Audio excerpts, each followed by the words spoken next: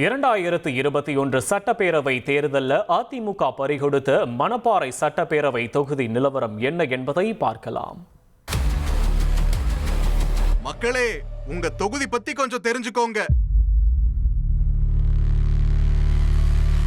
திருச்சி மாவட்டத்தில் மணப்பாறை, மருங்காபுரி, பொன்னம்பட்டி, வையம்பட்டி பகுதிகளை உள்ளடக்கின தொகுதி. முறுக்குக்கு ஃபேமஸான மணப்பாறை தொகுதி கிராமங்களை அதிகமாக கொண்டிருக்கக்கூடிய தொகுதியும் கூட. தொகுதியில் விவசாயம், முறுக்கு தயாரிப்பு, குடிசை தொழில் மக்களோட முக்கிய வாழ்வாதாரமாக இருக்குது.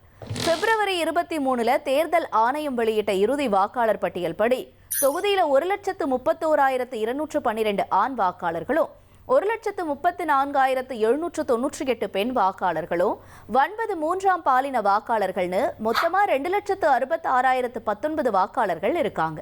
2008 தொகுதி மறுசீரமைப்புல மருங்காபுரி தொகுதி மணப்பாறை தொகுதியா மாற்றப்பட்டுச்சு. தொகுதியில 2011 நடந்த முதல் தேர்தலையும் 2016 தேர்தலையும் அதிமுக ஜெயிச்சாங்க.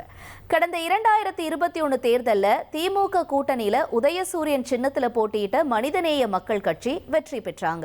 கடந்த தேர்தலில் அதிமுக தொகுதியில 2 முறை ஜெயிச்சு சிட்டிங் எம்எல்ஏவான சந்திரசேகரை களமிறக்கினாங்க. மறுபக்கம் திமுக கூட்டணியில போட்டியிட்ட மனிதநேய மக்கள் கட்சி வேட்பாளர் அப்துல் ஜமது 98,077 வாக்குகளை வாங்கி ஜெயிச்சார். 85,834 வாக்குகளை வாங்கின சந்திரசேகர் 12,243 வாக்குகள் வித்தியாசத்தில் தோற்று போக தொகுதி அதிமுக கிட்ட இருந்து கை நழுவுச்சு. தொகுதியில 19,450 வாக்குகளை வாங்கி நாம் தமிழர் கட்சி டெபாசிட்டை தக்க வச்சுக்கிட்டாங்க. இப்ப தேர்தல் நெருங்க மணப்பாறை தொகுதி மக்களோட எதிர்பார்ப்புகள் என்னவா இருக்குங்கிறதையோ கேட்கலாம்.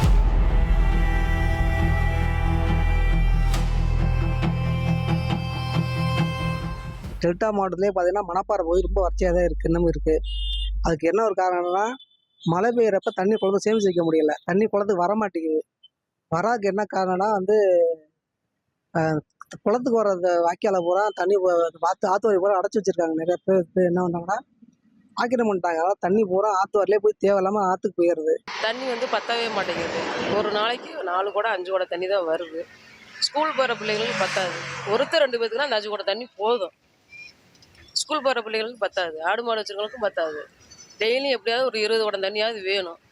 இதை விட்டால் எங்களுக்கு வேறு வழியும் கிடையாது, வேறு பக்கத்து போகவும் முடியாது. காவிரி தண்ணியும் கிடையாது, குடிக்கிற வர்ற தண்ணியே உப்பு தண்ணி தான், நல்ல தண்ணியும் கிடையாது. மிதமான மழை பெஞ்சாலும் சரி, இல்லை அதிகமான கடமழை பெஞ்சாலும் சரி, பஸ் ஸ்டாண்டுக்கு முன்னாடி பார்த்தீங்கன்னா தண்ணி குளம் மாதிரி இருக்கும், தெப்ப குளம் மாதிரி இருக்கும்.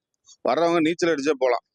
இந்த வாகனங்கள்லாம் பார்த்தீங்கன்னா அந்த தண்ணியில் மாட்டிக்கிட்டு பழுதாய் நின்று அந்த இடத்துல மக்கள் கஷ்டப்படுறதெல்லாம் பார்க்குறப்ப ரொம்ப சிரமமா இருக்கு. அந்த ரோடுகள் எல்லாம் சரியில்லை. மணப்பாறையில பாத்தீங்கன்னா ரோடுகள் எனக்கு நல்லா கொஞ்சம் போட்டு கொடுங்க.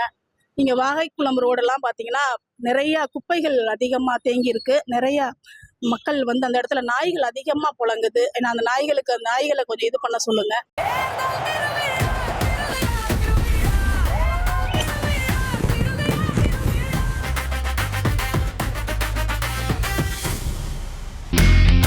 இனி செல்லும் இடமெல்லாம் செய்தி. தந்தி டிவியின் வாட்ஸ்அப் சேனலை ஃபாலோ பண்ணினா செல்ல இருக்கும் இடமெல்லாம் செய்தி. இதோ QR கோட், இப்பவே ஸ்கேன் பண்ணுங்க, ஃபாலோ பண்ணுங்க.